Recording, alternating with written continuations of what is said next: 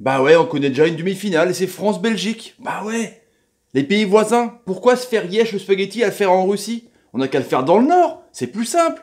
Salut à tous, footeuses et footeux de la famille, c'est Thomas, on parle Coupe du Monde du samedi 7 juillet, c'est bientôt la fin, bientôt la fin, il reste plus qu'une semaine de Coupe du Monde pour savoir qui c'est qui va soulever le titre. Out Ronaldo, out Messi, out Neymar, les trois stars dehors. Les stars c'est les collectifs en ce moment, hein? Qui de la Croatie, de la Russie, de l'Angleterre, de la Suède va rejoindre la France et le Belgique? On ne sait pas du tout. En tout cas, pendant 10 minutes, on va débriefer l'actualité du mondial dans son parle Coupe du Monde de dingue. Bah ouais, c'est plein de choses. On prenez une petite boisson fraîche parce qu'il fait encore chaud. Mettez-vous de la crème si vous êtes dehors avec un petit parasol pour cacher les téléphones parce que les téléphones sont pas résistants au soleil. Allez, c'est parti les amis. Vous pouvez voici in Netflix 2018. Voici The right yeah, motherfucker.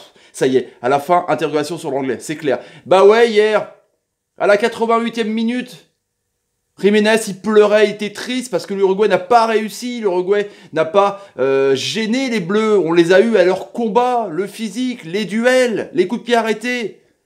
La Céleste, bah ouais, ils se retrouvent marrons dans cette Coupe du Monde, mais il n'y avait pas Cavani, leur arme offensive, parce que Suarez était vraiment bidon, et c'était triste de voir cette image, c'est triste, vraiment. Mais bon, c'est comme ça, il y a toujours un vainqueur et toujours un perdant. En tout cas, de notre côté, le Varane était dingue. Lui, qui s'était fait prendre de la tête sur un but en 2014, il s'est vengé de la tête en 2018. C'est assez incroyable, franchement, contre l'Allemagne, on s'en souvient. Donc bravo, Raph Varane, qui a pas marqué depuis 3 ans en bleu. Un truc de ouf. Bah ouais, la taupe. Neymar, terminé, qui sort. Il n'a pas réussi hier face à la Belgique, qui est vraiment maintenant le favori, on va dire, de cette Coupe du Monde. Même si la France, c'est clair, peut gagner, mais la Belgique, pour ceux qui avaient suivi un peu mes vidéos avant la Coupe du Monde, j'avais présenté la Belgique comme favori, avec notamment l'Allemagne ou le Brésil. Bah ils sont encore là, et puis Neymar, il a été bouffé dans tous les sens du terme. Dans les duels aussi, en même temps, c'est pas très dur. Mais il n'a pas réussi à faire la différence. Bah ouais, c'est triste pour Neymar, qui, encore une fois, se retrouve confronté à pas gagner avec sa sélection. Mais bon, on verra hein, si ça arrivera pour lui. On lui souhaite, évidemment. Bah ouais, quand même. Ah ouais, Hazard. Eden Hazard, qui a été monstrueux hier, sans déconner.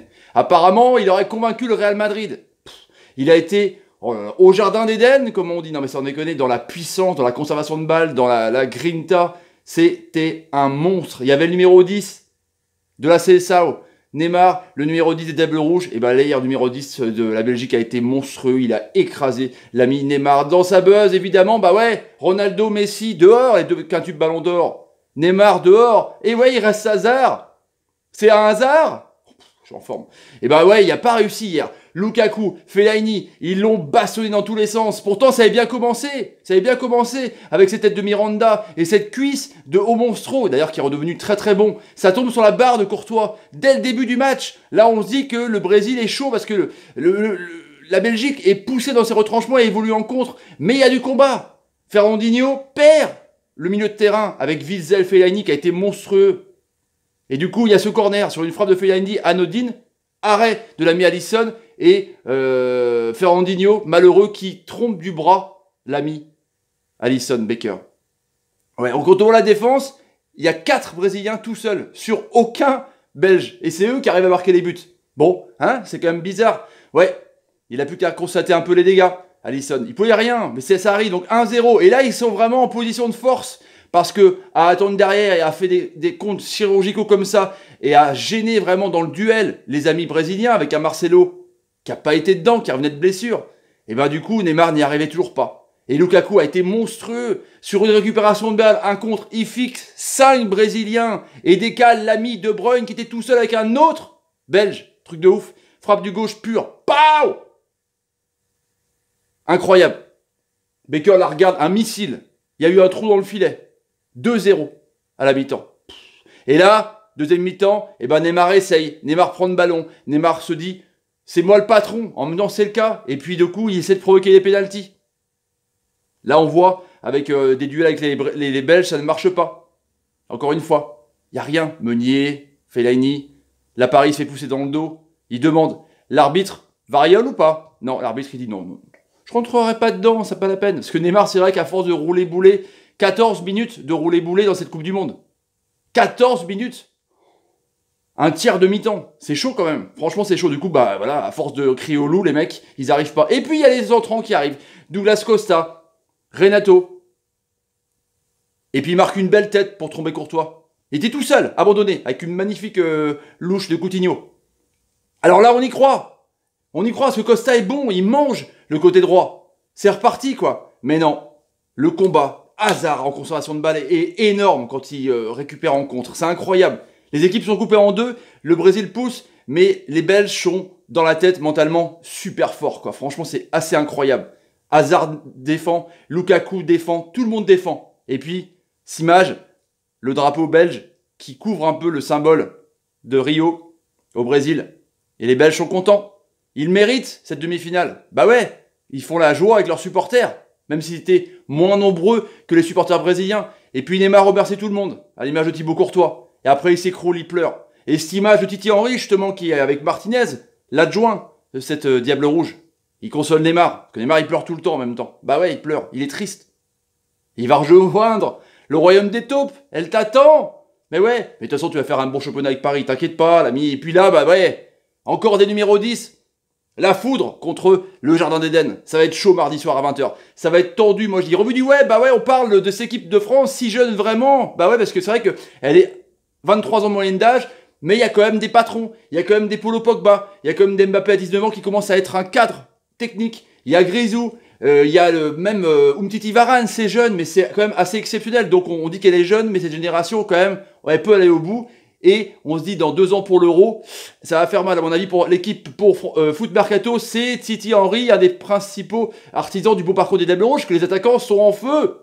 Les De Bruyne, les Lukaku, les Batshuayi. Donc, est-ce que c'est lui, grand attaquant, que j'adore, vous le savez, qui a transfiguré les attaquants des Diables Rouges? On ne sait pas. Pour Maxi Foot, c'est justement, Hazard a-t-il convaincu l'ami Lopetegui pour recruter au Real? Parce que Zidane le voulait à tout prix. Est-ce qu'il va aller au Real? Hazard qui voulait aller justement du côté des Meringues. Pour Sport 24, c'est pourquoi les Bleus peuvent avoir une deuxième étoile ici au maillot. Là. Pourquoi ils annoncent les forces et les faiblesses? Un bon gardien, une bonne charnière, des bons attaquants, un bon milieu de terrain. Pourquoi pas? Et puis Neymar a-t-il pourri son image, a tombé justement ces 14 minutes, tombé par terre, au royaume des taupes. Pour ça, c'est France Football qui fait un focus là-dessus. La minute bleue, bah ouais, c'était la folie hier. La folie hier, oh là là là là. Incroyable, 2-0. Il n'y a rien eu à faire pour l'Uruguay. C'était un match un peu moins dingue que l'Argentine, c'est clair. Et puis, il y a eu ce coup de tête de Varane. Avec cette feinte de Grisou, justement, pour tromper un peu la défense. Et puis Varane, il coupe, paf, tout seul. Et il trompe l'ami Muslera. 1-0. Et puis il y a Grisou, page de Tolisso. Il n'est pas attaqué, il tire, bim, du gauche. Et là, Muslera, Karius, paf, Savonnette derrière. 2-0, il célèbre pas. Et du coup, je Deschamps le chambre, en lui mettant un doigt dans l'œil. Ça fait très très mal un doigt dans l'œil, Dédé. Hein. Sans déconner, Déché, j'allais dire Déché. Dédé, ça fait mal. Attention quand même, franchement, attention. Et du coup, la libellule, mon nouveau surnom. Nouveau surnom que je donne à Lloris, je suis pas le seul d'ailleurs. Il a fait un arrêt de dingue sur une tête de Caceres. Un arrêt de malade mental. La libellule. Pow! Il partait super loin. Il l'a boxé, là. Un truc de ouf à la main opposée. Truc de taré. Mais top, c'est évidemment le flic Kanté qui a fait le record de cette Coupe du Monde. 14 ballons récupérés. 14 ballons récupérés. Incroyable. Il avait fait 15 contre le Pérou, mais record dans des tours à élimination directe. 14. Truc de taré, le flic. Giroud qui a été enfin bon en point de fixation. Il est énorme. Il a touché plus de ballons en 14 minutes contre l'Argentine. Il a aimanté tout le monde. Il a été au combat, même en tant que défenseur. Non, franchement, il a été super utile, l'ami Giroud. Et puis la libellule. Attention, tu vas gommer des libellules. Non, mais il a été monstrueux. Enfin, Lloris, on l'attendait sur un match. Il a été monstrueux, énorme. Et les flops, Umtiti, je trouve toujours un peu juste. Moi, je milite pour Kipembe, qui a été contre le Danemark assez bon, je trouve, avec les attaquants qui sont Cornelius. Voilà, mais je trouve que il me paraît fragile. Alors, ça, c'est sa douleur au genou, mais je sais pas, il me paraît pas serein. Il a fait une connerie à un moment donné, à dégager en arrière, là. Je sais pas, je préfère Kipembe dans le lot. Et puis Tolisso, bah, c'était pas son rôle. Il a supplanté un peu, à l'absence, la suspension de Matuidi. Il était à gauche, il est revenu un peu dans le 4-3-3. Il a été correct, mais pas ouf. Et puis Mbappé, j'étais obligé de le mettre parce que il a pas réussi. Mais bon, en même temps, il a 19 ans, il a appris, il s'est un peu énervé, il a eu un jaune, il a été provoqué. Il était muselé par 2 ou 3 défenseurs. Donc, un petit flop.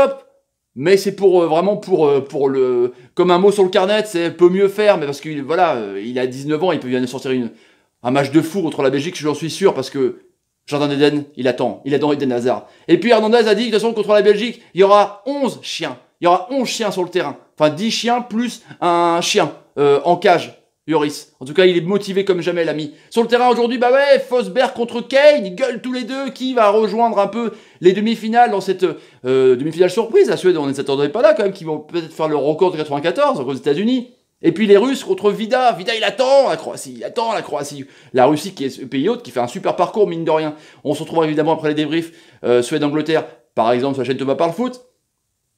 Chaîne payante pour Suède-Angleterre, c'est le seul quart de finale que la TF1 ne choisit pas, diffuse pas, parce qu'ils n'ont pas envie. Ils s'en trouvent complètement de Suède-Angleterre, peut-être. On ne sait pas. Et ce soir, gratuitement, Russie-Croatie, quart de finale, surprise quand même, avec Bichente Lizarazu qui aura la patate, je suis sûr. Il aura la pêche, Bichente. Mais ouais, carrément. Mais oui, Buffon. Bienvenuto, je sais pas comment dire en italien. Buongiorno, à toi. Du côté du PSG, bah ouais, grande légende quand même qui va signer à Paris. Pourquoi faire? On sait pas trop. Allez les amis, si vous avez envie de vous abonner à la chaîne, n'hésitez pas. Tapez sur ma ganache, partagez la vidéo pour me soutenir, c'est le nerf de la guerre. Mettez des commentaires sur ce que vous pensez un peu cette victoire belge de dingue et cette victoire française de dingue aussi. Et mettez des pouces quand l'ami Eden Hazard vous fait une bonne passe. Vous faites merci Eden, t'es un génie. Allez salut les amis, salut pour les débriefs, salut, salut. France-Belgique. Franchement, je sais pas pourquoi je le sentais. Je le sentais gros comme une maison.